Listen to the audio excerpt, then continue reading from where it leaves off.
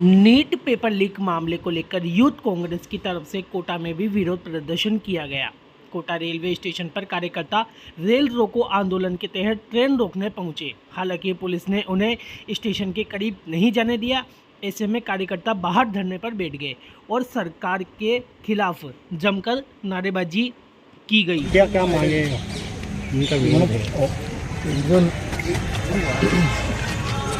NEET का जो परिणाम आया, जिस तरीके से उसमें भारी अनियमितता देखने को मिली है, उसको लेकर आज हमने कोटा जंक्शन पे रेल रोको का आंदोलन की एक रूपरेखा बनाकर आज हमारा विरोध प्रदर्शन यूथ कांग्रेस ने उन छात्रों और नौजवानों की मांग उठाने के लिए यहाँ पर किया था।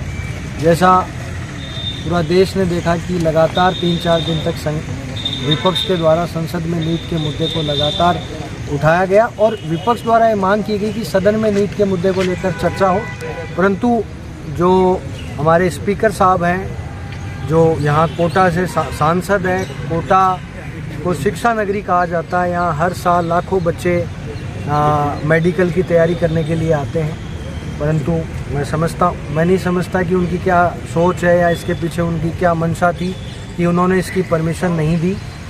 और क्यों, मैं आपके माध्यम से पूछना चाहता हूं कि सत्ता पक्ष क्यों इस चीज़ से भाग रहा है। जब ये चीज़ क्लियर हो चुकी है कि नीट का पेपर लीक हुआ है, तो क्यों नहीं इस पेपर को रद्द करके दोबारा से परीक्षा कराई जाए, ताकि वो नौजवान जिन्होंने लगातार मेहनत करी है उन लोगों को मौका मिले। और ये एक तरीके से पेपर लीक सरकार बन चुकी है। जिस तरीके से हर स्टेट में बार बार पेपर लीक हुए, राजस्थान में जब कांग्रेस की सरकार थी तो पेपर लीक को लेकर कांग्रेस ने एक कानून बनाया और उस कानून के माध्यम से कांग्रेस की सरकार ने प्रयास किया कि जो लोग पेपर लीक जैसे मामलों में संलिप्त होते हैं उन लोगों में एक डर की भावना पैदा हो।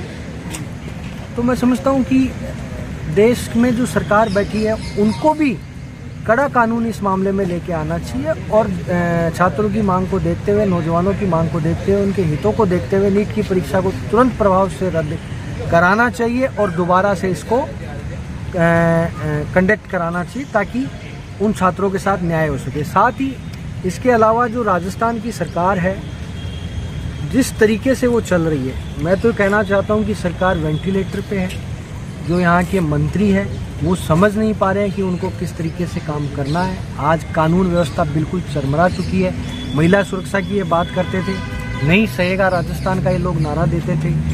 मैं समझता हूँ कि पूरा राजस्थान देख रहा है, पूरे राजस्थान की जनता देख रही है कि किस तरीके से गुंडा राज राजस्थान में चल रहा है। और पानी और बिजली, हमने सब ने देखा कि ये सरकार इन दोनों मुद्दों पर पूरी तरीके से फेल है।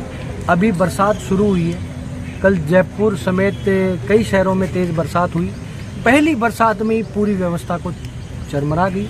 तो इन लोगों को ये पर्ची सरकार है, इन लोगों को सरकार चलाने का, प्रशासन चलाने का बिल्कुल अनुभव नहीं है। और अगर ये ऐसे ही चलता रहा तो ये जनता सड़कों पे उतर जाएगी और आने वाले समय में इनके जो विधायक हैं और इनके जो मंत्री हैं, वो मैं आपको बता देना चाहता हूं कि सड़क पर नहीं निकल पाएंगे। इतना जनता में इनके खिलाफ रोष है। एक मंत्री जी ने तो इस्तीफा दिया है आज, कृषि मंत्री जी ने हार से लोकसभा। अब ये उनका फैसला है कि उन्होंने इस्तीफा दिया। उन्होंने कहा था कि भाई मैंने मोदी जी को गारंटी दी है, तो मोदी जी की गारंटियाँ ही लगातार फेल हो रही है। अब उन्होंने गारंटी दी है कि वो कुछ सीटें उन्होंने ओपन तो किया नहीं था कौन कौन सी सीट है, परंतु जिस तरीके से पूर्वी राजस्थान और तमाम जगह मुंह की खानी पड़ी है, तो कोटा में बाल बाल बच गए ओम बिरला जी बिल्कुल किनारे पे। सब जानते हैं कि किस तरीके से प्रशासन का दुरुपयोग किया गया, ताकत का दुरुपयोग किया गया, किस तरीके से धन बल का यहाँ पर चुनाव में इस्तेमाल हुआ, तो किनारे पर। परंतु जनता ने दिखा दिया कि आप 5 साल इतने सर्वोच्च पद पर बैठे, लोकसभा के आप स्पीकर थे, उसके बाद में आप कोटा संसदीय क्षेत्र की जनता के हितों के लिए नहीं लड़ पाए। इसलिए जनता ने इस बार आपको आईना दिखाने का काम किया। और मैं कहना चाहता हूं कि आने वाले समय में ये लोग दोबारा जीतकर सदन में नहीं जा पाएंगे।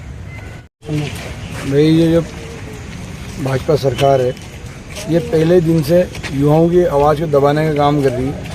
आज से 8 दिन पहले 24 तारीख को हमारे प्रदेश अध्यक्ष गोविंद डोटासरा जी और नेता प्रतिपक्ष टीकाराम जूली जी, पूरा संभाग स्तर कार्यक्रम हुआ था जो आप लोगों ने देखा।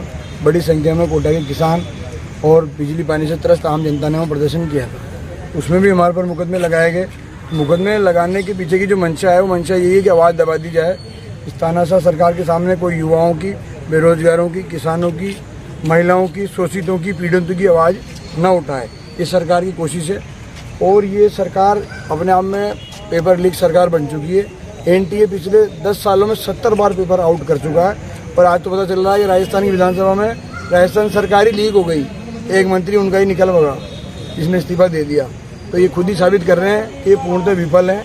और किस तरीके से माननीय मुख्यमंत्री जी, जो राजस्थान के हमारे मुख्यमंत्री हैं, पर्ची से जो बने हैं, उन्होंने सबसे पहला जो आदेश साइन करा वो राजस्थान के अंदर 6000 जो युवा थे, जो राजीव गांधी युवा मित्र का काम कर रहे थे, उनको हटाने से ही शुरुआत, मुहूर्त ही उनका युवाओं को बेरोजगार करने को लेके हुआ।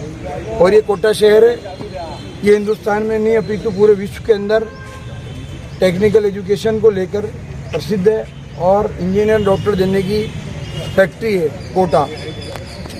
आज हम यहाँ देख रहे हैं कि किस प्रकार से युवा ऐसी भारत सरकार की गलत नीतियों की वजह से आत्महत्याएं कर रहे हैं। उनके सपनों के साथ, उनके भविष्यों के साथ खिलवाड़ हो रहा है। तो भारतीय युवा कांग्रेस और हमारी राजस्थान युवा कांग्रेस इस खिलवाड़ को, इस घोटाले घात को, बार बार होते हुए घोटालों को और इस षड्यंत्र को बर्दाश्त नहीं करेंगे। हम लोगों ने आज ये सांकेतिक प्रोग्राम कराया। आने वाले समय में हम सरकार की सदन से लेकर सड़क तक ईंट से ईंट बजा देंगे। बाकी युवाओं के साथ यूथ कांग्रेस, युवा कांग्रेस खिलवाड़ नहीं होने देगी। इन्हीं आशाओं के साथ आज यहाँ लोग इकट्ठे हुए हैं।